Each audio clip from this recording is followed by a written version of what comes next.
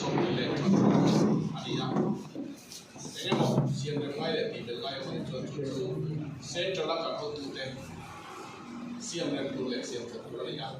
tuna hian first list a Sombali second list a Papua kan honga tun election a hian kan soi du chu en kan candidate te central kan ho tu te hei to pina support to na chu wang chuan eng wang po in tun election a hian sang ni som ni le pathum election lo tura hian BJP amala sarkar na kan siam lo pal hlawan ko in BJP tel lo sarkar na hi eng wang po in Mizoram hian don chu Mizoram mi puche ta ka sai BJP chau hi sang ni som ni le pathum election lo tura hian voi na hian kan sarkar do na sarkar na kan tel dong ti kuang lok te ma sa ber on chu pan achan chu do na hian party dang hian an mani malin sarkar na siam don lo MNF pon siam don lo ZPM pon siam don lo Congress mai chu very negligible ni Mizoram ma chu bang chuan chu ta chuan ni BJP hi sarkar na siam kurkan ni ti chim ka soi ngam chan chu achan chu pu modi a hi tu na hian pu modi na scheme sang mere the ta na ki hi thing tlang a kan jina thing tlang ni pointen chu chu takinan ta ni an lo sakta chu wang chuan BJP hian Mizo ni pointen tun ma diklo ta ka kan ngai thina kan ngai da lai tham to chu wang chuan tun election a hian BJP sarkar na siam ko kai vote saya mi pointen tu na hian MNF sarkar an ding to lo an ho tu pai cheng nuai thum chung ko tina kan semang LNP dong to ko kan perfect do ti kha voi na yan sem ta lawa chu wa chu mi pui na kai lo to mai BJP party hi mi pui ma kan thu tiang ti pui ting thin om chun manifesto ti pui ting thin kan tiang ti ti thin party ka ti chu Indiram le Mizoram ko pui na thran to chu wa chu voi na hian kai sarkar do na ni ti ka so chu wang chuan Zoram mi pui zong te candidate tu na BJP kan siam na mun zong te tun sa ni som ni le pathum election a hian Mizoram a pu modian na kan tho dir theina turin Mizoram a kan thenom state te anga development ata ka then theina tura lo vote theu turin tur na hian press meet kal tangin namani thu thar thai da kal tangin kan so mani kalome so na ga mom ni chuan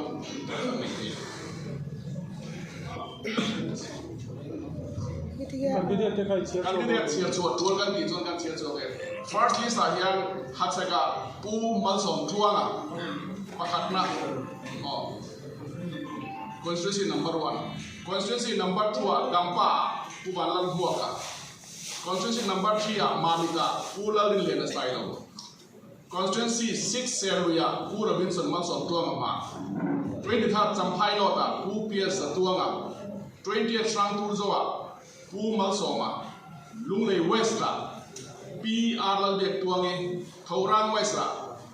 pu Santi Vikas Chakma west tuipuya pu ti lan eng thanga tuichonga pu Durjadan Chakma Longtai westra pu JB Wal Chinga Longtai Isa pu NC Monkima Saiha Dr. K Beichua Palaka pu ke Shamo second list kan chia le lo long fourth tuiriala pu F fan ming thanga Kolosi constituency number pangana pu R lal thang liana tuivol constituency pasarina P Judi Zombing liani constituency pariat na chalsila Dr. Zonun tuanga constituency Sompanina Aizol North Tria pu Chongming thanga constituency Sompariat na Aizol South Puana PF la rem sangi constituency somni pakhana leng tenga pu B Suan Zalang constituency somni paruna serchi pa PK wala luadi constituency somthung pathum na lung lei sauta pu T biak sayo chung ka chu du huna kan candidate ka chairman sa ka first list ya second chu tuna ka chairman nu lo kan papo Karakan kehidupan umat kita betul sebenarnya begini apa di bulan suci sekarang ada yang suci itu kita tahu suci lah 这个是爱动作，我们来这些动作，你多说点啊。กันสวยเฉียนี่เราว่าอันนี้นั่นเองตักกันสวยอ่ะตัวน่ะอันดินมันนั่นเองตักกันสวยจ้ากันเตียงกันกินเดี๋ยวเราเนี่ยอามาตัวพุ่น local เสียหลายอย่างผู้หมดที่ development scheme เลยไม่ใช่มีคนผู้หมดเองเขาอัดตุ้มตามินปองปุยอ่ะชุดyangเราว่าอันนั้นกันที่นี่จวนที่นี่จวนคอนเกรสที่เราส่งกันต่อไปที่เจ๊zona ani zona candidate in Purakan kan assembly speaker ji to Purina kan appeal sosan na gune ma na pangan akal dai ama kuwe ma sakal ma kan lo video sa ni ka ashirai hi ma gine appeal kan ading don nam lo ne ding lon ngam lo ni lo bin bial chana hian ke ni hian kan na kan lo to awa kan ni bel sang changa hem decide to him parliamentary board and ya pa boy mai sapo boy na ma mi ta en quality a en quality mai a party chang na durin thing to pa chawa kan du chu MLA ni a kan bialen ko la kan din na du ni chu chu wang chuan parliamentary board na constituency kan din na tura anon pon na piang le anon pon bial som li a kai board sai tu na khan bial som ni le pathum nge ni som ni le pali nge anon puang to aba kanon puang lo ni pon bidan khan ding lo ni pon chu central party kan ne central kan try to ter an puang dan ke ni kan puang dan ni ahan pai July chu de khate kita kan ti belo discipline and systematic party Ungok ni tung kai dia di ama salis chuang ahan som pati ne tuna ahi ni zo han pakwa ne di khatan zo kan ne kan do shek zo zo fe di tung kai dia di khatan zo kan ni tu ama sa so pali ko so pakwa ka ga nu so kami list masa khan aming kha spelling a diklo bang khan an misplace a chu bang chu ne kha bel lo kha long tai west le long tai east khania kan tuna chan chu long tai west a puje bi ro chi ngale frequency mon ki makha delhi de tuna kan del lo ni hei hi lo fill up ro chan chu an spelling emo boy bang khan so ma sa so pali kan chu pakwa le so